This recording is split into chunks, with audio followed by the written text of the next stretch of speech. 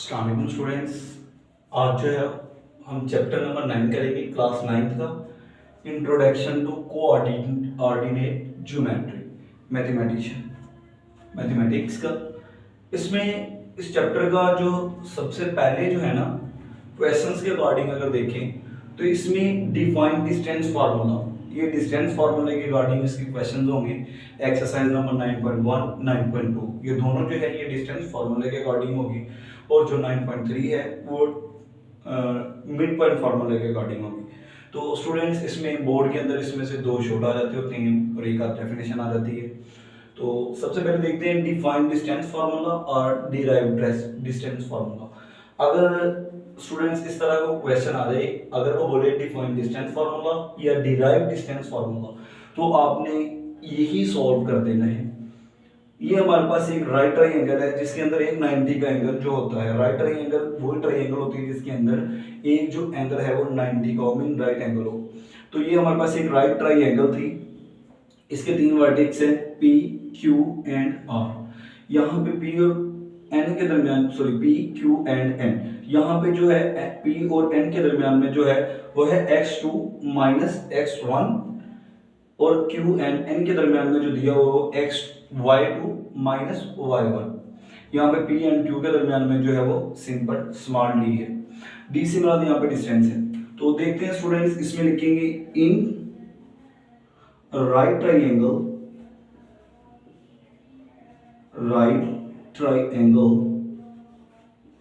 Students अगर देखिए तो ट्राइंगल है P, Q and N, P, Q, N, ये हमारे पास एक राइट ट्राइंगल थी।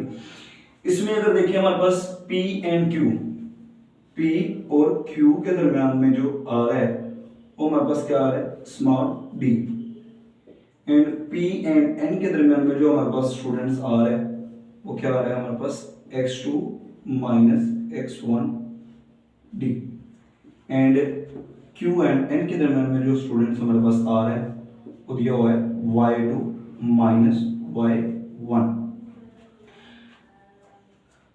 ये स्टूडेंट्स हमारे पास गिवन जो है ये हमने ट्राइंगल वो इस ट्राइंगल से ले लिया। ये ट्राइंगल आपने खुद याद रखनी है, बनानी है। अब देखिए अगर हमें पाइथागोरस थ्योरम लें तो पाइथागोरस थ्योरम क्या था, अकॉर्डिंग टू पाइथागोरस थ्योरम या using Pythagoras theorem, according to Pythagoras theorem, हम यहाँ पे पाइथागोरस थ्योरम अप्लाई करवाएंगे स्टूडेंट्स। जो पाइथागोरस थ्योरम था वो हमारे पास होता था हाइपोटेन्यूज का स्क्वायर, परपेंडिकुलर का स्क्वायर एंड बेस का स्क्वायर। देखिए स्टूडेंट्स यहाँ पे सबसे पहले तो हम देखेंगे कि हमारे पास जो है वो हाइपोटेन्यूज क्या होता है। एक राइट ट्राइंगल के अंदर सबसे ग्रेटेस्ट लेंथ जो होगी वो हमारे पास जो है वो हाइपोटेन्यूज कहलाती है। तो हमारे पास सबसे ग्रेटेस्ट लेंथ जो है ये यही होगी P एंड Q। तो हमारे पास जो पाइथागोरस थ्योरम का जो फॉर्मूला सबसे पहले वो लिखते हैं, हाइपोटेन्यूज का square is equal to base का स्क्वायर प्लस परपेंडिकुलर का स्क्वायर। ये स्टूडेंट्स हमारे पास जो है वो हाइपोटेन्यूज है, ये जो है ये हमारे पास बेस होती है और ये हमारे पास जो है ये परपेंडिकुलर होता है। अब अगर हम हाइपोटेन्यूज की जगह हाइपोटेन्यूज की वैल्यू पुट करें, मीन की P एंड Q, PQ का स्क्वायर, देन जो है हमारे पास क्या आ रहा है, बेस PN का स्क्वायर प्लस परपेंडिकुलर NQ का स्क्वायर। अब हम इनकी वैल्यूज पुट करते हैं। PQ की वैल्यू थी हमारे पास स्टूडेंट्स D, उसका स्क्वायर, देन PN की जो हमारे पास वैल्यू थी x2 माइनस x1 का होल स्क्वायर प्लस NQ की जो वैल्यू थी हमारे पास वो थी y2 माइनस y1 का स्क्वायर। अब हमें चाहिए D, हमने डिस्टेंस फाइंड करना है, तो D के ऊपर आ रहा है स्क्वायर, तो हमें क्या लेना पड़ेगा, स्क्वायर रूट। तो हम लेंगे taking square root on both side. आपको पता है मैथ के अंदर जो भी करेंगे हम प्रोसेस वो दोनों साइड पे करेंगे, taking square root on both side. हमने इधर भी स्क्वायर रूट ले लिया और इस साइड पे भी जो है वो स्क्वायर रूट ले लिया।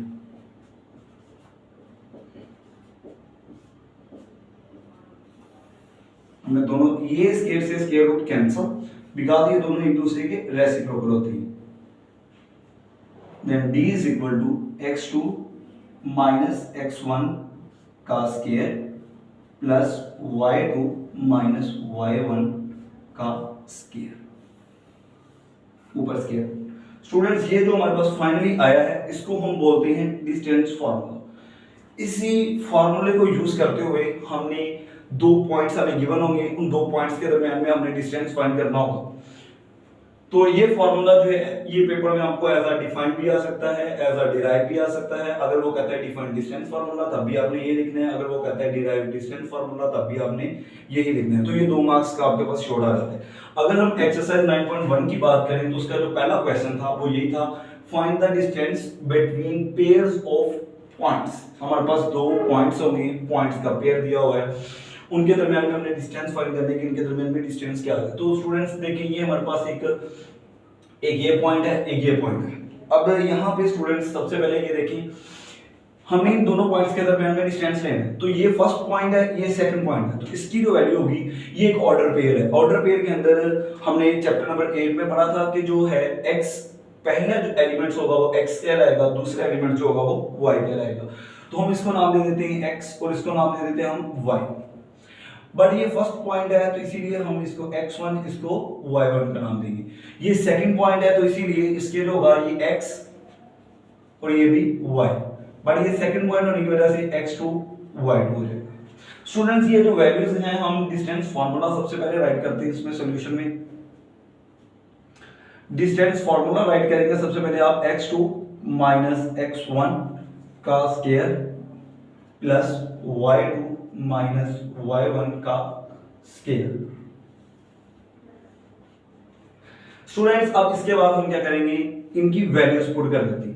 x2 की वैल्यू देखते हैं, हमारे पास क्या थी 3, फॉर्मूले का माइनस, x1 की वैल्यू क्या थी 3 होल का स्क्वायर प्लस y2 की स्टूडेंट वैल्यू हमारे पास थी -4 माइनस फॉर्मूले का, y1 की वैल्यू हमारे पास स्टूडेंट्स है -11 का होल स्क्वायर। ऊपर स्टूडेंट्स हमारे पास आ रहा है स्क्वायर रूट। अगर हम यहां पे देखें 3 में से 3 आंसर 0 का square plus -4 as it is minus minus plus 11 whole का स्क्वायर और होल का स्क्वायर रूट। ये 0 जो है वो खत्म हो जाएगा, 0 आ जाएगा, 0 का स्क्वायर 0 होगा। बड़ी वैल्यू के साथ पॉजिटिव है तो पॉजिटिव आ जाएगा। 7 11 में से 4 निकाल दें तो 7 का स्क्वायर, 7 का स्क्वायर ले लें स्टूडेंट्स 49 और ऊपर स्क्वायर रूट है 49 का अगर हम स्क्वायर ले लेते हैं, स्क्वायर रूट ले लेते हैं तो ये हमारे पास 7 आंसर आ जाएगा। यानी कि इन दोनों पॉइंट्स के दरमियान जो डिस्टेंस है वो है 7। Clear students. नेक्स्ट इसी का एक पार्ट लेते हैं हम, क्वेश्चन नंबर 1 का ही ये पार्ट किया था हमने। अब पार्ट डी देखते हैं। इसमें बिल्कुल सेम है, जस्ट वैल्यूज थोड़ी सी जो है वो आपको दी हुई है स्क्वायर रूट की फॉर्म में, इसीलिए देखते हैं हम। ये है बेटा स्टूडेंट्स x, ये है y। फर्स्ट एलिमेंट हमेशा x कहलाएगा, सेकंड एलिमेंट जो है वो हमेशा y कहलाएगा। फर्स्ट पॉइंट है इसीलिए ये x1 y1, second x y, second point इसीलिए x2 y2। अब स्टूडेंट सबसे पहले हम जिस तरह डिस्टेंस फार्मूला लिखेंगे, d is equal to x2 minus x1 का square plus y2 minus y1 का स्क्वायर ऊपर स्क्वायर रूट। अब स्टूडेंट हम इसके अंदर सबसे पहले वैल्यूज पुट करते हैं। d is equal to x2 की जगह x2 की वैल्यू -4, फॉर्मूले का माइनस x1 की जगह वैल्यू -4 होल का स्क्वायर